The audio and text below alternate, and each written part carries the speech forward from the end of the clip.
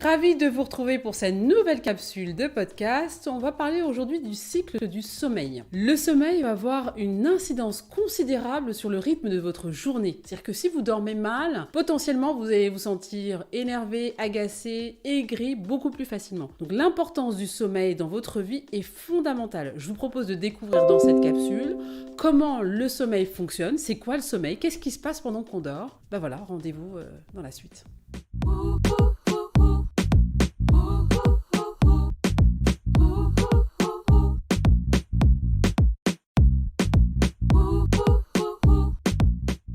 Les soirs, on se pose toujours la question de savoir, enfin en tout cas moi je me pose la question de savoir si je vais bien dormir. C'est un vrai questionnement. Je vous invite à avoir une réflexion un peu différente, de vous dire comment je fais en sorte de me programmer pour de toute façon bien dormir. Il y a une théorie qui dit que la stimulation à la lumière bleue, donc cette lumière qu'on peut retrouver dans les écrans, quels que soient les types d'écrans, que ce soit le téléphone, que ce soit la télé, que ce soit les tablettes, les ordinateurs, ce serait un ralentisseur de notre capacité à pouvoir nous endormir. Donc en gros, arrêtez de regarder les écrans 1 heure, voire 2 heures avant de vous endormir. Vous aurez un sommeil beaucoup plus simple, beaucoup plus facile à trouver. J'essaye d'appliquer ça, j'avoue que je ne respecte pas forcément, même si j'ai pas la télé chez moi. C'est vrai qu'on est facilement sollicité par le téléphone portable. Donc à chaque fois que vous faites ça, en fait, vous envoyez un signal à votre mémoire oculaire, vous envoyez un signal qui vous dit c'est le jour, donc on va rester éveillé. Faites attention à cette stimulation lumineuse, régulière, fréquente le soir. Je ne sais pas pourquoi je raconte autant de choses, ça ne sert à rien. Bon, bref, tout ça pour dire que au moment de vous endormir, préparez-vous au sommeil. C'est quelque chose qui peut être intéressant aussi. Dans mon idée, en fait, complètement absolue, c'était je vais me coucher, puis c'est tout.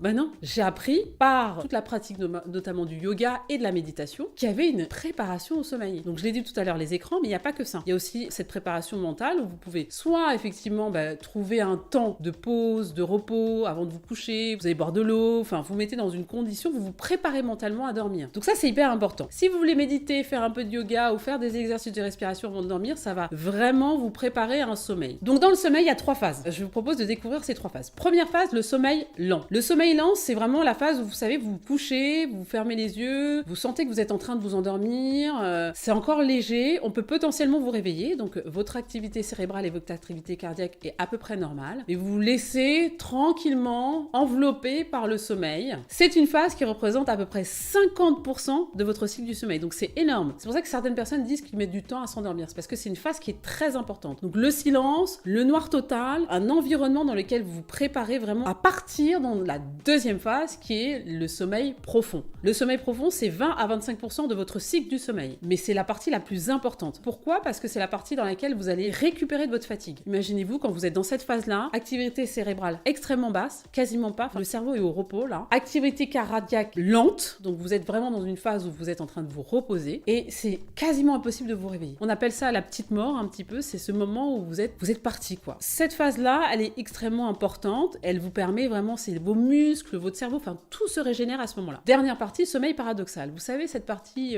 hyper sympa où vous avez des rêves agréables ou désagréables d'ailleurs, qui font qu'en fonction de vos rêves, votre activité cardiaque et votre activité cérébrale va augmenter et varier. Quand vous faites les analyses du sommeil et qu'on met tout un tas d'électrodes sur les gens pour mesurer les phases du sommeil, et bien dans cette phase-là, on a constaté que le rythme cardiaque était beaucoup plus intense. Si vous vivez une aventure compliquée, que vous avez fait des cauchemars, que vous avez peur, vous avez des angoisses, souvent quand vous vous réveillez, vous revenez avec le cœur qui palpite. Donc vous comprenez bien qu'en fait l'activité cardiaque à ce moment-là, elle peut varier en fonction du niveau de rêve que vous avez. Donc le sommeil paradoxal, c'est 20 à 25% de votre cycle du sommeil. Donc dans la courbe, on verra qu'on arrive, on remonte dans le cycle du sommeil, on remonte dans la courbe quand on arrive au sommeil paradoxal. Voilà, donc n'oubliez pas ces 3 phases, c'est très important. Certaines personnes diront oui mais moi j'ai du mal à dormir en fait, j'ai vraiment du mal à dormir. Vous savez que la problématique majeure des gens partout dans le monde d'ailleurs, c'est la problématique du sommeil. Parce que souvent on dort mal. Et quand on récupère mal, après on est fatigué. On est tendu, on est stressé. Et on a de plus en plus de difficultés, si vous voulez, à endurer les rythmes de la journée ou les problématiques de la journée. Donc ce que je peux vous dire, c'est que vraiment en conseil, prenez le temps de vous préparer à votre sommeil. Si votre activité mentale est trop forte et qu'elle vous empêche de dormir, il y a plein d'outils, de moyens de pouvoir la calmer. La méditation. Oui, je sais, c'est difficile de méditer. Il y a plein de méditations qui vous permettent de faire ça. Il y a aussi des musiques avec des mini-hypnoses. C'est pas mal aussi pour vous permettre de calmer votre mental. N'hésitez pas à aller écouter. Je mettrai quelques liens dans la description. Voilà, je pense que je vais arrêter là pour le cycle du sommeil. Je vous souhaite une bonne nuit. Prenez bien soin de vous. À bientôt.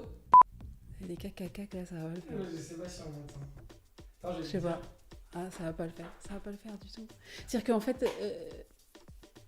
Non, il s'est arrêté. Bon, écoute, on va considérer qu'on n'entend pas les cac là. Il y a le voisin qui fait boum boum boum au-dessus, c'est super. Bon, rendez-vous sur le site internet c'estincroyable.world. Vous pourrez découvrir nos programmes de formation et de coaching. N'hésitez pas également à nous suivre sur les réseaux sociaux, Instagram, YouTube, Facebook, et également sur WhatsApp. À bientôt!